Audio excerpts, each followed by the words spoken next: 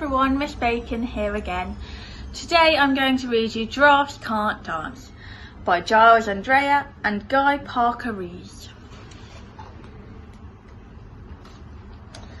Gerald was a tall giraffe whose neck was long and slim, but his knees were awfully bandy and his legs were rather thin. He was very good at standing still and munching shoots off trees, but when he tried to run around, he buckled at the knees. Now every year in Africa they hold the jungle dance, where every single animal turns up to skip and prance. And this year when the day arrived, poor Gerald felt so sad, because when it came to dancing, he was really very bad. The warthog started waltzing, and the rhinos rock and rolled. The lions danced a tango, which was elegant and bold. The chimps all did a cha-cha-cha with a very Latin feel, and 8 baboons then teamed up for a splendid Scottish reel. Gerald swallowed bravely as he walked towards the floor, but the lions saw him coming and they soon began to roar. "Hey, look at clumsy Gerald," the animals all laughed. "Giraffes can't dance, you silly fool. Oh, Gerald, don't be daft." Gerald simply froze up. He was rooted to the spot. "They're right," he thought, "I'm useless. Oh, I feel like such a clot." So he crept off from the dance floor and he started walking home. He'd never felt so sad before, so sad and so alone.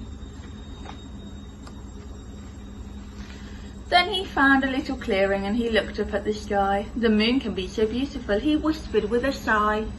"Excuse me," coughed a cricket, who'd seen Gerald earlier on, "but sometimes when you're different, you just need a different song." Listen to the swaying grass and listen to the trees. To me the sweetest music is those branches in the breeze. So imagine that lovely moon is playing just for you. Everything makes music if you really want it to. With that the cricket smiled and he picked up his violin. Then Gerald felt his body do the most amazing thing. His hooves had started shuffling, making circles on the ground. His neck was gently swaying and his tail was swishing around. He threw his arms out sideways and he swung them everywhere. Then he did a backward somersault and leapt up in the air. Gerald felt so wonderful, his mouth was open wide. "I'm dancing, yes I'm dancing, Gerald cried. Then one by one each animal who'd been there at the dance arrived, while Gerald boogied on and watched him quite entranced. They shouted, "It's a miracle, we must be in a dream. Gerald's the best dancer that we've ever seen."